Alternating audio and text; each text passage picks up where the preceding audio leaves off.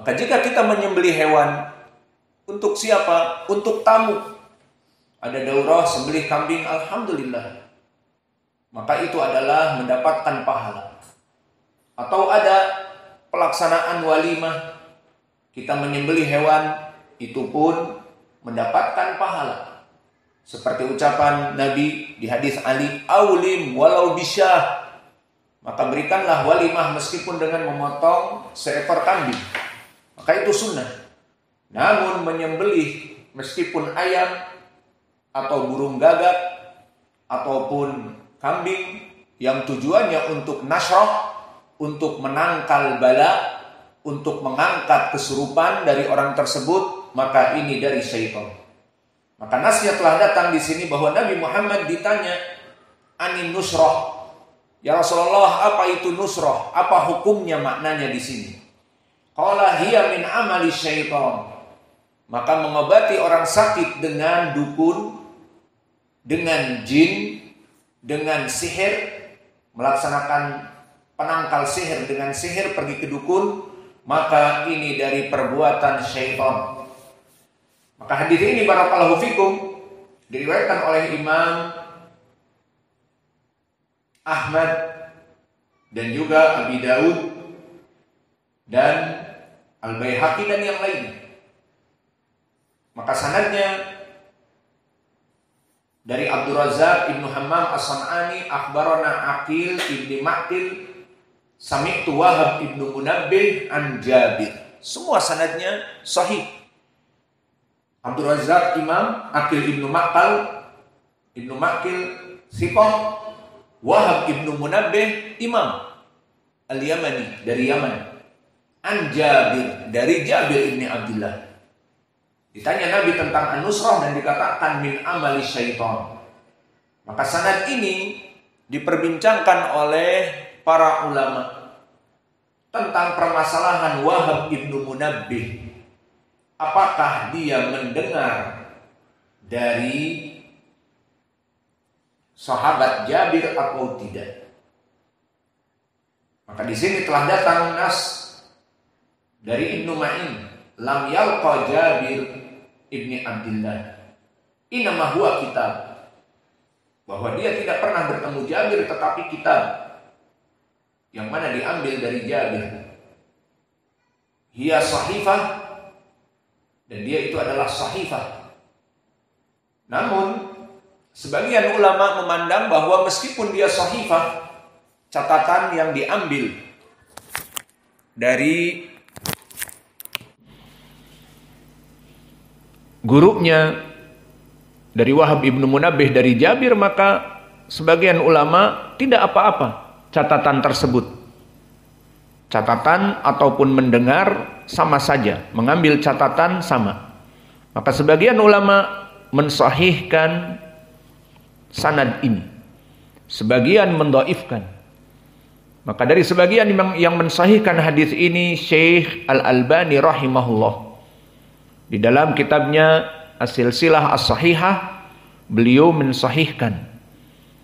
Dan seperti Syekh kami Muqbil, beliau mendhaifkan dari ucapan As-Salaf dari Yahya Ibnu Ma'in bahwa tidak mendengar dari Jabir, tetapi itu adalah sahifah laisat bisyai', sahifah yang tidak ada apa-apanya.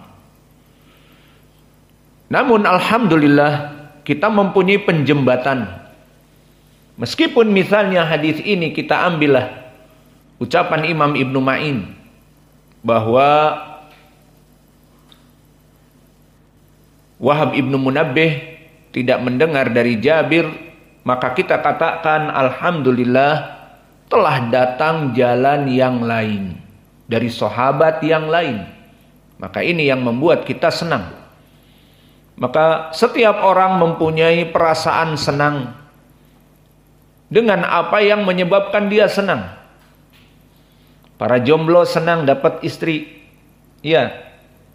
Orang yang lapar senang dapat makanan. Orang yang jualan senang jualannya habis hari ini. Iya. Orang yang memeriksa hadis, terutama membahas masalah bahwa an-nusrah minasyaiton, orang yang datang kepada dukun untuk mengangkat sihirnya itu dari perbuatan syaitan. Diperiksa sanadnya, kata Yahya ibnu Ma'in, tidak mendengar Wahab ibnu Munabbih. Berarti dhaif. Berarti bagaimana kalau dhaif? Maka seorang muhaddis ataupun yang memeriksa hadis terutama ingin membahas masalah ini, dia senang mendapatkan jalan yang lain, dan kesenangan dia bagaikan mendapatkan uang 1 miliar. Padahal kalau dilihat, kenapa kamu senang wahai suamiku? Teriak alhamdulillah. Dia lagi nulis, istrinya duduk di kasur. Kenapa? Apakah dapat uang? Bukan, dapat jalan lain dari hadis An-Nusrah. Saya pikir dapat uang. Maka kebahagiaan seseorang tergantung dari apa yang dia inginkan. Maka kalian mungkin dapat hadiah, senang besok hari Kamis, meskipun apa adanya. Dan di sini ada orang yang senang mendapatkan hadis yang lain dari jalan yang lain. Karena apa? Dari situ dia bisa menghukumi hadis ini menjadi hasan li ghairih atau sahih dari jalan yang lain. Dan apa keperluannya? Membahas permasalahan nusrah ini hukumnya adalah haram. Maka dijadikan pendalilan, tidak sembarangan orang yang kena jin kemudian pergi berobat kepada dukun untuk mengangkat sihir dan mengangkat kesurupannya dengan pergi ke dukun. Maka di sini telah datang nas dinamakan dengan nusrah, wa nusrah min amali syaitan, dan ini dari perbuatan syaitan. Maka kita senang dikarenakan bisa menghukumi hadis ini, karena hadis ini khilaf antara Syekh Al-Albani yang kita senang tadinya di silsilah as-sahihah sahih tanpa menyebutkan penyakitnya. Adapun Syekh kami Muqbil dhaif. Ini nas dari Yahya ibnu Ma'in bahwa Wahab ibnu Munabbih tidak mendengar, tidak bertemu dengan Jabir. Wah, jadi bingung. Itu dari Jabir, ternyata datang dari jalan yang lain. Maka lihat jalan yang lain.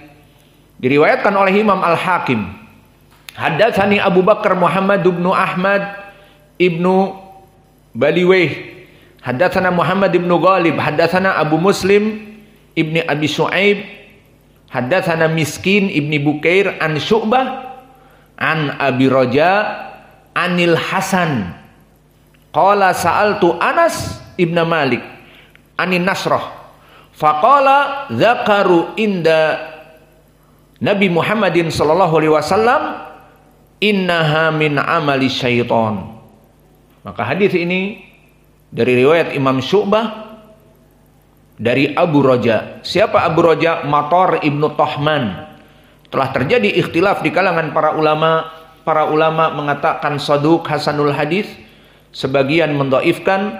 Maka paling sedikit sanad ini adalah rawi ini layinul hadis ataupun hasanul hadis, yang mana dia jika berkesendirian mungkin tidak kuat, namun bisa terangkat dengan hadis tadi dari Jabir. Maka dari dua riwayat ini barakallahu fikum bisa saling menguatkan, paling sedikit hasan li ghairih. Senang kita. Padahal kesenangan kita mungkin bagi orang lain apa senang? Adikmu tidur tuh.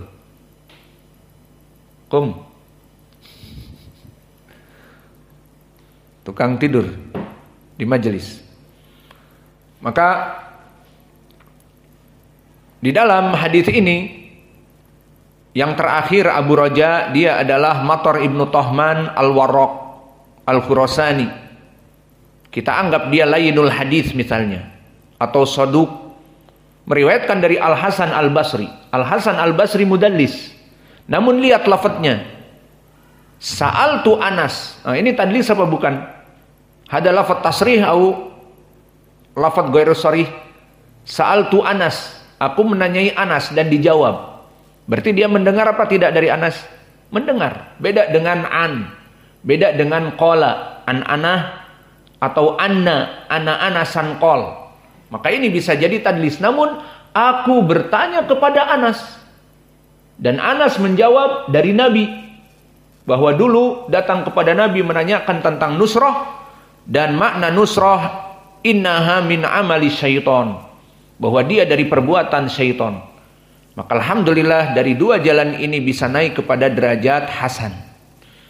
Maka kita senang karena mendapatkan jalan ini, karena kita menginginkan bagaimana kedudukan hadis ini. Maka tadi saya bilang, sebagian dari manusia senang dengan apa yang ada padanya.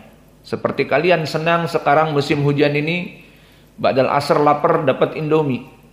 Wah, senang. Bisa kenyang. Itu kesenangan kalian berbeda dengan kesenangan yang lain. Maka kita sekarang pun senang mendapatkan riwayat ini. Kemudian disebutkan wa Abu Dawud, dan riwayatkan dari Abu Dawud bahwa Imam Ahmad ditanya tentang an-nusrah.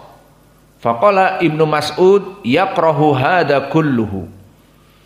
Maka ditanyakan kepada Imam Ahmad, dan dijawab oleh Imam Ahmad, Abu Abdillah, bahwa Ibnu Mas'ud membenci perkara ini semuanya.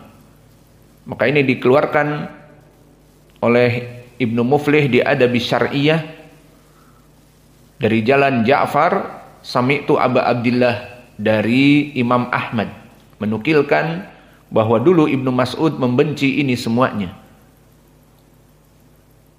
Kemudian disebutkan wafil Bukhari, dan diriwayatkan oleh Imam Al-Bukhari an Qatadah, indaka ya Muhammad hal hada sanad sahih aula, wafil Bukhari an Qatadah. Mada naqul? Al-Bukhari hal sami'a an Qatadah? Sahih. Aduh, sahih. Hada mada yusamma? Hal huwa sami'a an Qatadah? Hada hadis sahih. Laisa bisahih fil asl. Al-Bukhari lam yasma an Qatadah. Qatadah tabi'i. Idan hada sanad yusamma mada ya Hudzaifah? Mu'allaqan. Ahsan. Hadal hadis yusamma mu'allaq. Imam Al-Bukhari jika berkata an Qatadah, bahkan berkata an Syu'bah, atau berkata an Malik, atau berkata bahkan dari sahabat an Abi Hurairah, maka dinamakan mu'allaq. Dari mana Al-Bukhari mendengar dari Abu Hurairah? Begitupun dari mana Imam Al-Bukhari mendengar dari Qatadah. Qatadah di tabaqah yang keempat, Imam Al-Bukhari di tabaqah yang ke-11. Maka jauh jaraknya.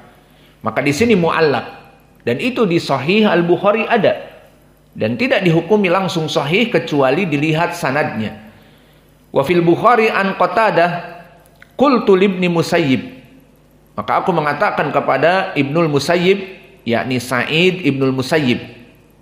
Bertanya Qatadah kepada Sa'id Ibnul Musayyib, rajulun bihi tibbun au yu'khadu an imra'atihi, seseorang dalam keadaan terkena sihir. Kemudian disebutkan au yu'khadu an imra'atihi ayuhallu anhu au yunasyaru. Maka seseorang terkena sihir sehingga tidak bisa menggauli istrinya. Jadi ada juga laki-laki terkena sihir tidak mau kepada istrinya.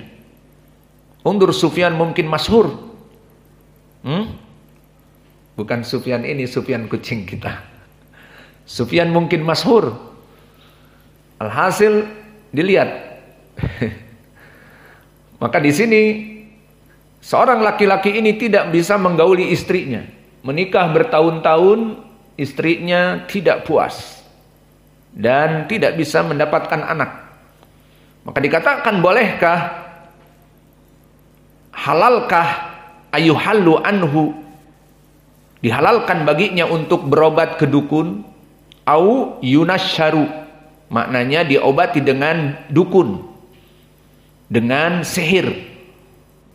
Maka dijawab la ba'sa bihi, inama yuriduna bihi al-islah. Fa amma ma yanfa'u falam yunha anhu. Maka tidak apa-apa, karena yang mereka inginkan hanyalah kebaikan untuk menolak madarat, sedang sesuatu yang bermanfaat itu tidaklah dilarang. Ruwiya anil Hasan la yuhillus sihra illa sahir. Dan diriwayatkan dari Al-Hasan Al-Basri, ia berkata, tidak ada yang dapat melepaskan pengaruh sihir kecuali dengan sihir dari tukang sihir. Maka dari ucapan salaf ini, bagaimana kok ada yang mengatakan boleh dan ada yang mengatakan tidak boleh, dan Nabi mengatakan tidak boleh dari perbuatan syaitan, dan Ibnu Mas'ud mengatakan aku membenci semuanya. Di sini ada istilah bahwa nusroh dari segi lughah itu bermakna ruqyah juga. Maka oleh sebab itu tadi Sa'id Ibnu Musayyib, bolehkah seseorang yang dia menikahi perempuan dan tidak bisa memberikan kewajiban kepada istrinya? Dijawab boleh jika memang tidak ada untuk kemaslahatan. Maka di sini maknanya adalah ruqyah. Karena telah datang hadis bahwa itu dari perbuatan syaitan. Adapun ruqyah boleh. Maka oleh sebab itu berkata Imam Ibnul Qayyim sekarang di